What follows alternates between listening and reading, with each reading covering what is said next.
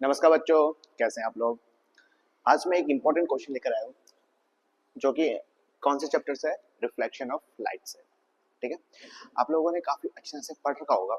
आज हम एक इम्पोर्टेंट क्वेश्चन कंप्लीट करेंगे जो कि सीबीएसई 2017 में पूछा जा चुका है।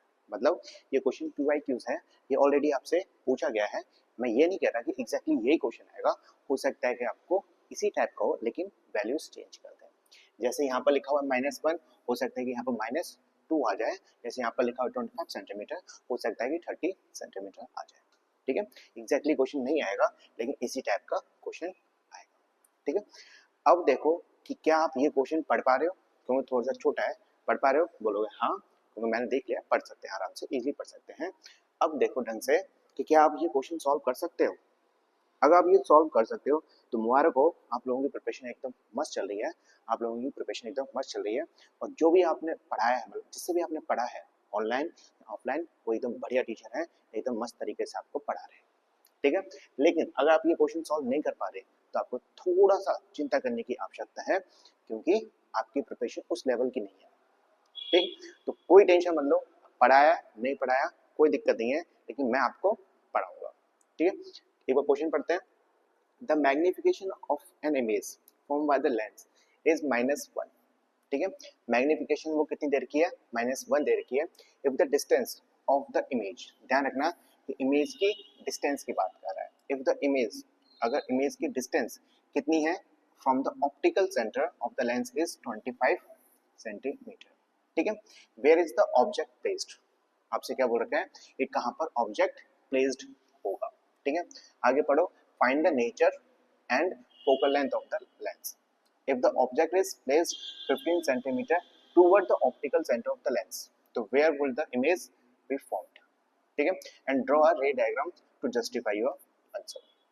ठीक है, तो ध्यान रखना जो रे ऑफ, मतलब जो लाइट है, जो लाइट चैप्टर है रिफ्रैक्शन और रिफ्लेक्शन, उसमें सबसे ज्यादा जो खतरनाक क्वेश्चंस होते हैं, जो सबसे ज्यादा क्वेश्चंस आते हैं, वो न्यूमेरिकल्स के क्वेश्चंस आते हैं। डायरेक्ट क्वेश्चन आएगा 5 मार्क्स का या फिर 3 मार्क्स का। अगर मैं इसको रेटिंग करूं तो ये आराम से 5 मार्क्स का क्वेश्चन होगा।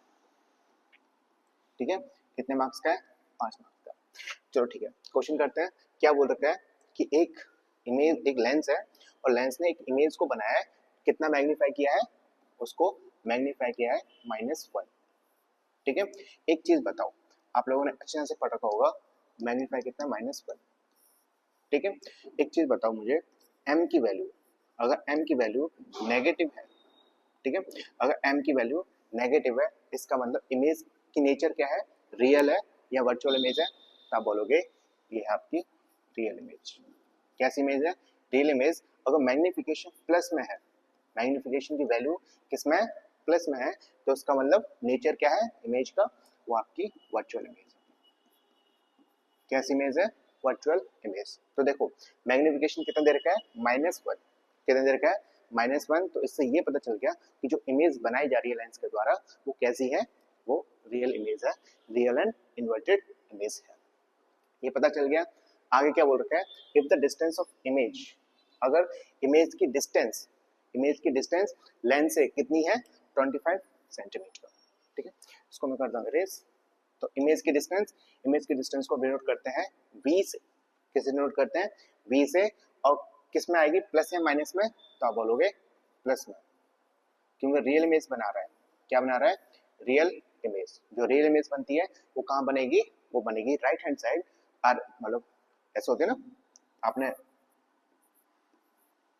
साइन कन्वेंशंस पढ़ रहे होंगे, तो यहाँ पर क्या है, यहाँ पर अपवर्ड, यहाँ पर डाउनवर्ड।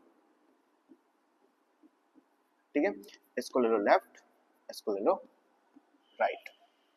अगर आपको ये भी समझ में नहीं आता तो क्या आपने वो पढ़ रखे एक्सिस वाले, एक्सिस पढ़ रखे होंगे ना, इसको हम किससे करते हैं, वाई एक्सिस, इसको एक्स एक्सिस, इसको हम एक्स डैश एक्सिस, इसको वाई वाई डैश एक्सिस। ये किस में होता है, ये बोलोगे आप प्लस में होता है, इसकी वैल्यू प्लस में होती है, इसकी वैल्यू भी प्लस में होती है, और ये नेगेटिव में, और ये भी नेगेटिव में। तो जो इमेज बन रही है वो कैसी है, रियल इमेज है। इसका मतलब जो इमेज बन रही होगी वो राइट साइड बन रही होगी, इसका मतलब प्लस में आएगा। तो v की वैल्यू 25 सेंटीमीटर। ठीक है, find the nature and the focal length of the lens. Nature, इसमें मतलब नेचर का मतलब क्या है, ठीक है। नेचर का मतलब है हमें ये बताना है कि जो लेंस है वो कॉनकेव है या कॉन्वेक्स है, ठीक है। और हमें साथ साथ क्या ढूंढना है, हमें उसका फोकल लेंथ ढूंढनी है। तो हमें फाइंड आउट क्या करना है बताइए, आपको फाइंड आउट करना है एफ की वैल्यू, ठीक है। अगर एफ की वैल्यू निकल आई, अगर एफ की वैल्यू निकल आई तो क्या आप इससे ये बता सकते हो कि लेंस कैसा होगा, ठीक है। अगर एफ की वैल्यू निकल आई तो आप बता सकते हो कि लेंस कैसा होगा।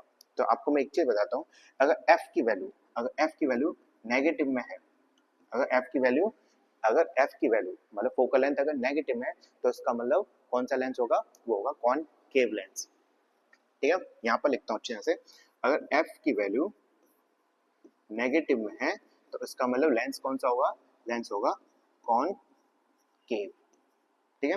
अगर फोकल लेंथ की वैल्यू प्लस में है, पॉजिटिव में है, इसका मतलब लेंस क्या होगा, लेंस कौन सा होगा, लेंस होगा कॉन्वेक्स, ठीक है। तो ध्यान रखना, आप मैग्निफिकेशन से बता सकते हो इमेज का नेचर और फोकल लेंथ से आप बता सकते हो कि लेंस किस प्रकार का है, मतलब नेचर ऑफ लेंस बता सकते हो, ठीक है। इसको मैं करता हूँ इरेज, लिख लेना, काफी इंपॉर्टेंट चीज है ना। अब देखिए, अब हमें क्या चाहिए भाई, हमें चाहिए एफ की वैल्यू, हमें क्या चाहिए, एफ की वैल्यूज। अब बताओ क्या एफ और वी में कोई रिलेशन है, एफ और वी में कोई रिलेशन है, आप बोलोगे यस एक रिलेशन है। क्या है relation, 1/f equals to 1/v minus 1/u, ये रिलेशन है। तो हमारे पास ना एफ है ना हमारे पास यू है, ठीक है। तो आप इस फॉर्मूले को अभी यूज नहीं कर सकते, हमारे पास गिवन क्या है, m की वैल्यू भी गिवन है। तो क्या आपके पास ऐसा कोई फॉर्मूला है जिसमें m आता हो, v आता हो और u आता हो, तो आप बोलोगे यस एक फॉर्मूला है, क्या है, m equals to v upon u, m equals to v upon u। v क्या है, ये है आपकी इमेज डिस्टेंस, ये क्या है, इमेज डिस्टेंस है, और u क्या है, u आपकी ऑब्जेक्ट डिस्टेंस, ठीक है। इतना पता चल गया। तो हम कौन सा फॉर्मूला यूज करेंगे, सबसे पहले हम ये वाला फॉर्मूला यूज करेंगे, मैग्निफिकेशन का फॉर्मूला यूज करेंगे। तो मैग्निफिकेशन से हमारे पास u की वैल्यू आ जाएगी, फिर इस u की वैल्यू को हम इस फॉर्मूले में पुट करेंगे, इससे हमारा f निकल आएगा। समझ में आ रहा है हम क्या करने वाले हैं, बहुत बढ़िया। तो अब हम स्टार्ट करते हैं, हम इसमें वैल्यू पुट कर रहे हैं। तो m की वैल्यू मैं डायरेक्ट पुट कर रहा हूँ, m की वैल्यू यहाँ आगे -1 इक्वल्स टू v की वैल्यू 25, u की वैल्यू यहाँ पर। तो u कैसे निकलेगा बताओ, u निकलेगा इस तरीके से। तो यहाँ पर आ गया 25 -1 अर्थात -25 सेंटीमीटर। तो यहाँ पर मैं u लिख देता हूँ, u कितना निकल के आया, -25 सेंटीमीटर, ठीक है। यहाँ से निकला है u, इस फॉर्मूले में पुट किया तो u की वैल्यू निकल आई, u की वैल्यू कितनी निकल के आई, -25 सेंटीमीटर। इसको मैं करता हूँ अभी के लिए इरेज। अब देखिए, अब हमें क्या चाहिए, हमें चाहिए f की वैल्यू। तो बताओ कोई रिलेशन है आपके पास जिसमें f आता हो, v आता हो और u आता हो, बोलो यस एक रिलेशन है ये वाला, ठीक है। अब हमारे पास u की वैल्यू है, v की वैल्यू है, इससे हम f निकाल लेंगे। तो यहाँ पे लिखो 1/f equals to 1 direct value put कर रहा हूँ v किसमें, +25 में, तो अगर 25 फिर क्या आता है -1/u, u किसमें -25 में, ठीक है। तो यहाँ पर माइनस है और यहाँ पर भी -25 है, तो माइनस माइनस हो जाता है प्लस, तो मैं डायरेक्ट यहाँ पर लिख रहा हूँ +25। समझ में आया ना क्यों, एक तो माइनस और -25, फॉर्मूले में एक तो माइनस है और u की वैल्यू किसमें माइनस में, तो माइनस माइनस प्लस हो गया, मल्टीप्लाई करेंगे तो। अब देखिए ये आ गया 1/f, नीचे डिनोमिनेटर सेम है 25, 1 + 1 मतलब 2/25, ठीक है। तो f की वैल्यू क्या आएगी, f की वैल्यू आएगी 25/2, जब इसको डिवाइड करोगे तो कितना आएगा 12.5, ठीक है। तो फोकल लेंथ f किस में निकल के आया, f निकल के आया है 12.5 सेंटीमीटर, f निकल के आ गया। अब ये बताओ f की वैल्यू किस में निकल के आई है, नेगेटिव में या पॉजिटिव में, तो आप बोलोगे f की वैल्यू निकल के आई है, यहाँ पर लिख देता हूँ अब मैं फिर से बता रहा हूँ, एफ की वैल्यू नेगेटिव में है तो इसका मतलब लेंस कौन सा होगा, लेंस होगा आपके पास कॉनकेव। अगर एफ की वैल्यू पॉजिटिव में निकल के आई है तो इसका मतलब लेंस कौन सा होगा, कॉन्वेक्स। कॉन्वेक्स लेंस होगा। तो यहाँ पर एफ की वैल्यू किस में निकल के आई है, यहाँ पर एफ की वैल्यू कितनी है, 12.5 सेंटीमीटर। इसका मतलब है कि जो लेंस है वो क्या है, कॉनकेव, कॉन्वेक्स लेंस है, सॉरी। तो लेंस कॉन्वेक्स लेंस है, फोकल लेंथ 12.5। ठीक है, इतना समझ में आ गया। आगे क्या बोल रखा है, if the object is displaced, अगर ऑब्जेक्ट को डिस्प्लेस कर देता है 25 centimetre toward the optical centre. इसको मैं रेज कर रहा हूं अभी। देखो क्वेश्चन में क्या बोल रखा है कि जो ऑब्जेक्ट कहां पर प्लेस थी, ऑब्जेक्ट कहां पर प्लेस थी, ऑब्जेक्ट थी 25 सेंटीमीटर दूर, लेंस से 25 सेंटीमीटर दूर पे थी। अब उस ऑब्जेक्ट को 15 सेंटीमीटर, अब उस ऑब्जेक्ट को 15 सेंटीमीटर ऑप्टिकल सेंटर की तरफ लेकर आ रहा है। ठीक है, लेकर आ रहे हैं तो क्या बोल रखा है, अब उसका क्या ढूंढना है, वे बोलता है इमेज फॉर्म, इमेज कहां फॉर्म होगी। तो एक बार बताओ, ये हमारे पास क्या है, इसको मैं ढंग से बना देता हूं। ये हमारे पास लेंस है, कौन सा, कॉन्वेक्स लेंस। ये तो समझ में आएगा ना, लेंस कौन सा होगा, कॉन्वेक्स लेंस होगा। अब मान के चलो ऑब्जेक्ट कहां पर था, ऑब्जेक्ट यहां पर था, ऑब्जेक्ट हमारा यहां पर कितनी दूर, 25 सेंटीमीटर, 25 सेंटीमीटर है।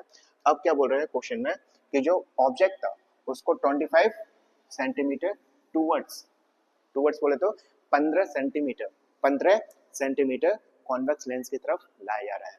तो यहाँ से स्टार्ट किया, यहाँ तक ऑब्जेक्ट को रख दिया, मतलब यहाँ से लेकर यहाँ तक 15 सेंटीमीटर पास में लेकर आ गए, पास में लेकर आ गए। तो हमें क्या बताना है, तो पहले ये बताओ यहाँ से लेकर यहाँ तक का डिस्टेंस कितना हुआ। तो बोलोगे 25 में से माइनस कर दो 15, तो कितना निकल के आएगा 10। तो ऑब्जेक्ट कहां पर है, अभी ऑब्जेक्ट है आपका 10 सेंटीमीटर पर, ऑब्जेक्ट कहां पर है 10 सेंटीमीटर पर है। ये समझ में आ गया, समझ में आया कैसे किया, पूरा 25 है, 15 आ गया तो बचेगा कितना 10 सेंटीमीटर, 10 सेंटीमीटर है, ऑब्जेक्ट रखा हुआ है 10 सेंटीमीटर पर, इतना समझ में आ गया। अब देखिए एक चीज बताओ, फोकल लेंथ कितनी निकल के आई है 12.5, तो फोकल लेंथ यहाँ पर होगी लगभग, मान लेते हैं यहाँ पर होगी, फोकल लेंथ यहाँ पर आ गई। ठीक है, अब ऑब्जेक्ट कहां पर रखा हुआ है, ऑब्जेक्ट रखा हुआ है बिटवीन द फोकल लेंथ और लेंस। ऑब्जेक्ट कहां पर प्लेस्ड है, ऑब्जेक्ट की लोकेशन कहां पर है, तो ऑब्जेक्ट रखा हुआ है लेंस के और फोकल लेंथ के बीच में। समझ में आ गया, क्यों, क्योंकि यहाँ पर 25 में से 15 काटते हो 10 सेंटीमीटर, और फोकल लेंथ कितनी दे रखी है, फोकल लेंथ हमें दे रखी है 12.5, फोकल लेंथ कितनी दे रखी है 12.5। आपको आगे क्या बनाना है, draw a ray diagram to justify your answer. ठीक है, अभी के लिए मैं इसको इरेज कर देता हूं। अब मैं आपको एक डायग्राम बनाऊंगा, डायग्राम में थोड़ा सा कच्चा हूं, थोड़ा सा देख लीजिएगा। हाँ, ये आ गया आपका कॉन्वेक्स लेंस, ये आ गया आपकी प्रिंसिपल एक्सिस, मैं एरो नहीं करते, ये क्या है, ये आपकी प्रिंसिपल एक्सिस है। ठीक है, अब बताओ फोकल लेंथ कितना है, फोकल लेंथ है आपका यहाँ पर कितना 12.5 सेंटीमीटर। ऑब्जेक्ट कहां पर प्लेस्ड है, आप बोलोगे ऑब्जेक्ट है यहाँ पर, ऑब्जेक्ट का डिस्टेंस कितना है ऑप्टिकल सेंटर से, आप बोलोगे 10 सेंटीमीटर। तो इसका इमेज कहां बनेगी, तो आप लोगों ने इमेज याद कर रखी है, जो केसेस होते हैं ना एनसीईआरटी के अंदर केसेस दे के आपने कोचिंग में पढ़ रखा होगा। अब बताओ इमेज कैसे बनेगी, तो आप बोलोगे इमेज बनेगी सर ऐसे करके, फिर डाइवर्स होगी और ये होगा एफ, फिर उसके बाद एक लाइन ऐसे जाएगी, ये हो गया पैरेलल, और इसकी इमेज खतरनाक बनने वाली है। ठीक है, इसको हम बैकवर्ड में पीछे ले जाएंगे, इसको भी हम, थोड़ा गलत बन गया यार, है ना, इसको भी हम बैकवर्ड में ले जाएंगे और इमेज बनेगी यहाँ पर। ठीक है, ये क्या है, ये आपकी इमेज। देखो क्वेश्चन दूसरे तरीके से पूछा जाता है। एक क्वेश्चन ऐसे पूछा जाता है और काफी बार पूछा गया है कि अगर ऑब्जेक्ट फोकल लेंथ के बीच में, अगर ऑब्जेक्ट फोकल लेंथ के बीच में और लेंस के बीच में रखा हुआ है, ऑब्जेक्ट को कहाँ पर रखा गया है, फोकल लेंथ मतलब फोकस के बीच में और लेंस के बीच में, तो जो इमेज बनेगी उसके फीचर्स बताओ, उसके कैरेक्टरिस्टिक्स बताओ। तो जो इमेज जो बन रही है उसके कुछ कैरेक्टरिस्टिक्स बताओ। तो आप बताओ कौन से मतलब इसके कैरेक्टरिस्टिक्स क्या है। तो पहले बनेगा ये वर्चुअल है, पहले ये वर्चुअल है, वर्चुअल हमेशा इरेक्ट होती है। तीसरा हाईली मैग्नीफाइड है, हाईली क्या है, मैग्नीफाइड, मैग्नीफाइड मतलब काफी बड़ी है। आप इसको इन लार्ज भी लिख सकते हो, क्या लिख सकते हो आप इसको, इन लार्ज भी लिख सकते हो। और चौथा पॉइंट, इमेज कहाँ बन रही है, टूवर्ड्स